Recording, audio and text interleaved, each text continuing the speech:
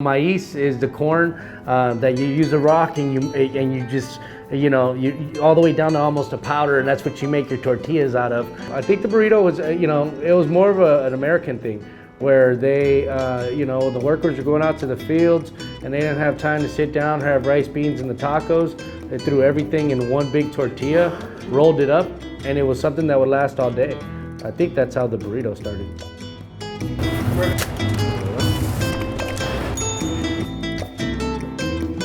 I've been in Hawaii 9 years. When I first moved here, we went around checking out different Mexican food places and asking people locally, like, well, where do you go for Mexican food, or what do you think authentic Mexican food is? And seriously, like 50% of the people would say Taco Bell.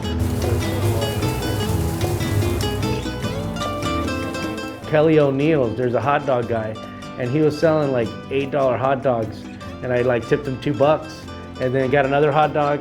I remember, like, at the end of the night, I spent $20 on 2 hot dogs. I was like, I need to be part of that. I want to be part of that business.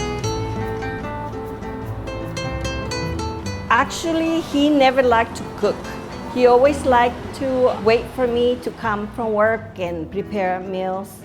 But when he moved to Hawaii, he learned his own way. So when he was living in Hawaii, like 2-3 years after he moved here, he's like, I think I'm gonna start my own restaurant. And my first setup was Cinco de Mayo, 2011. I said, I'm gonna develop this character, Alejandro's. Right after the Lady Gaga song came out, I had a mustache, a sombrero, kukua beads, like a flag, a Mexican flag jersey that I had handmade. So I'd be like, yeah, and if you need anything, my name is Alejandro. Right? I'll cook this order. Should I cook the order? Okay, number 4, pick it up. Just kidding. Right, girls? Thank you.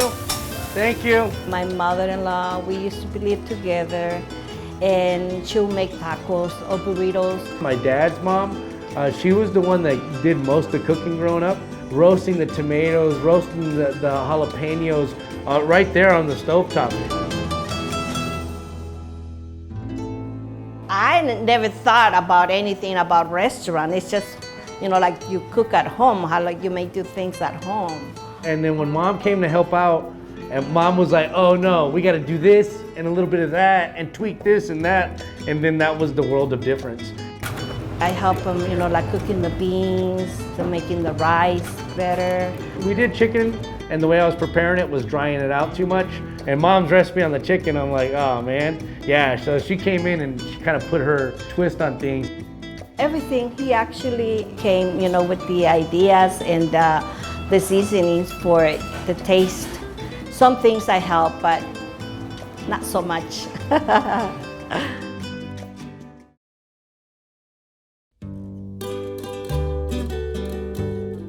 So my daughter's 3 years, 7 months old, so she's little, but it's cool because when I have her here, I have her helping me put the tables out, wiping stuff down.